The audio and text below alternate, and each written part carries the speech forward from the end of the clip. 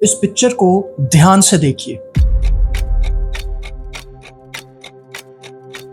ये इमेज एक बहुत ही फेमस पेंटिंग की है जो 1782 में जेम्स रेनेल द्वारा बनाई गई थी।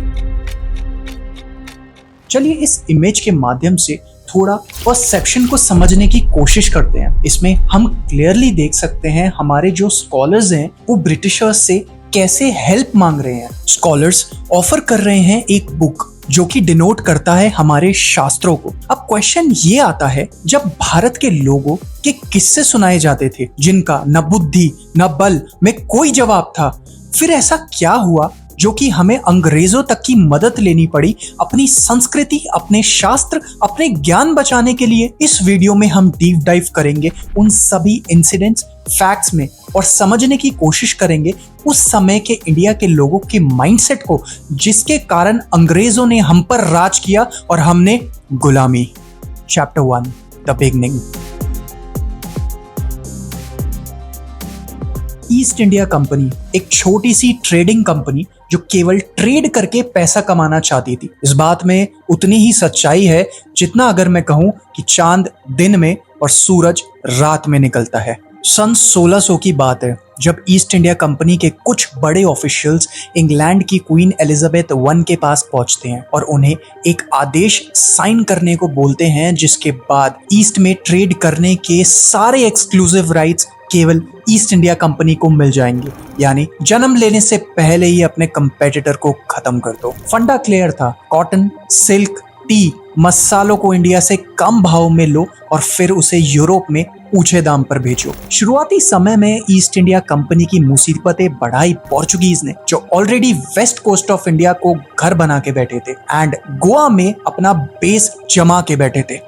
वास्को डिगामा जो कि एक पोर्चुगीज एक्सप्लोरर थे जिन्होंने इंडिया के लिए सी रूट को डिस्कवर किया 1498 में। तभी आज भी गोवा में पोर्चुगीज कल्चर इतना प्रोमिनेंटली देखा जा सकता है। इन्हीं के साथ डच और फ्रेंच भी मौके की तलाश में थे। अब यूरोप में कॉटन, मसाले, सिल्क, इन सभी प्रोडक्ट्स की बहुत डिमांड थी जो कि इंडियन मार्केट को पता लग चुका था, जिसके कारण अब प्राइसेस पहले से डबल होने लगे थे और प्रॉफिट्स हाफ। प्रॉफिट डबल करने का सिर्फ एक ही तरीका बचा था, कंपेटिटर्स को हटाया जाए और मोनोपोली बनाई जाए। अब ये केवल ट्रेड नहीं रह गई थी, मोनोपोली क्रिएट करने के लिए जंग हो चुकी थी जिसमें इनका साथ भारत के कई लोकल रूलर्स ने भी दिया अपने फायदे के लिए, जो बना इंडिया का गुलामी का सबसे बड़ा कारण। Chapter 2 the fall of the ancient Bharat. ये तस्वीरें देखिए, ये तस्वीरें late 17th century, early 18th century, mid 18th century में ली गई। भारत हमेशा से ही पूरी दुनिया का केंद्र रहा है। भारत की ताकत को पूरी दुनिया जानती है केवल भारतीयों के अलावा, जो अनजान है भारत की क्षमता को लेकर।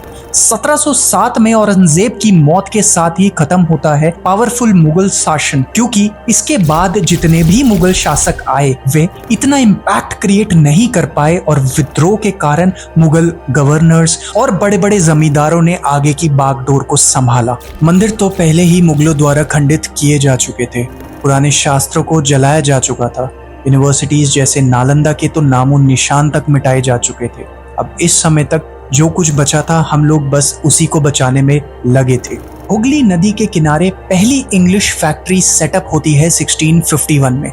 इसी के बाद औरंगजेब एक फरमान जारी करते हैं जिसमें ईस्ट इंडिया कंपनी को ट्रेड करने के राइट्स दिए जाते हैं और राइट्स भी कुछ एक्सक्लूसिव राइट्स रहते हैं जिसमें वे ट्रेड कर सकते हैं बिल्कुल ड्यूटी फ्री। यहाँ तक मिलने के बाद भी ईस्ट इंडिया कंपनी रुकी नहीं, उनकी भूख बढ़ती ही जा रही थी। वे मैनिपुलेशन के जरिए और राइट्स पाना चाहते थे जो अब वहां के लोकल रूलर मुर्शीद कुली खान को समझ आने लगा था। कंपनी को अपनी पहली सफलता मिलती है बैटल ऑफ प्लासी यानी 1957 के बाद, जब वे बंगाल के नवाब सिराज उद दौला को हराते हैं। हारने के बाद बंगाल के नवाब को अपनी रियासत का काफी बड़ा हिस्सा गिफ्ट के तौर पर कंपनी के ऑफिसर्स को देना पड़ा, जिसके बाद ईस्ट इंडिया कंपनी बन जाती है बंगाल की असली नवाब।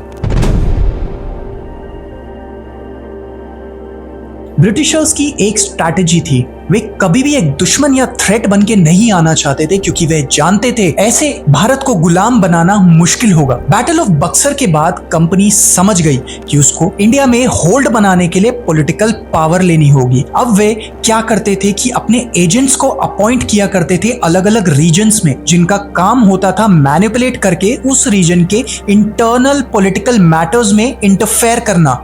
स्थिति तो तब बुरी हुई जब इन्होंने रीजन्स को फोर्स किया सब्सिडरी अलायंस फॉर्म करने के लिए, जिसमें इंडिया के रूलर को कोई भी खुद की आर्मी रखना अलाउड नहीं था। वे ब्रिटिशर्स की मदद लेंगे बैटल्स को लड़ने के लिए। हमारे शॉर्ट साइटेड किंग्स को ये तो दिखा कि अब उन्हें आर्मी मेंटेन नहीं करनी पड़ेगी, बट उन्हें ये नहीं दिखा कि इसके बाद अब वह किसी लायक नहीं बचे थे। इन केस अगर कोई भी रूलर पे नहीं कर पाता था वो अमाउंट, तो उसे अपनी रियासत का काफी बड़ा हिस्सा ब्रिटिशर्स को देना पड़ता था, जिसके कारण अवध के नवाब, हैदराबाद के नवाब धीरे धीरे करके अपनी रियासत के कई बड़े बड़े हिस्से को हारते गए। ये कंपनी के लिए बहुत प्रॉफिटेबल साबित हुआ। इसके बाद उन्हें दोनों मिले, पावर और पैसा, और इसी तरह भारत धीरे धीरे सब कुछ हारता गया। पावर से भारत को कभी हराया नहीं जा सकता था।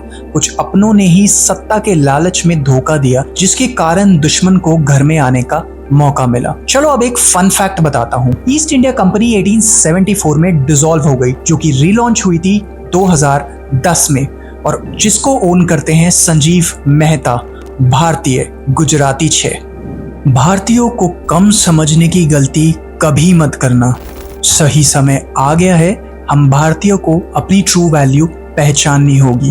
ये पूरी दुनिया डरती है हमसे। जय हिंद, जय भारत, हरे कृष्णा।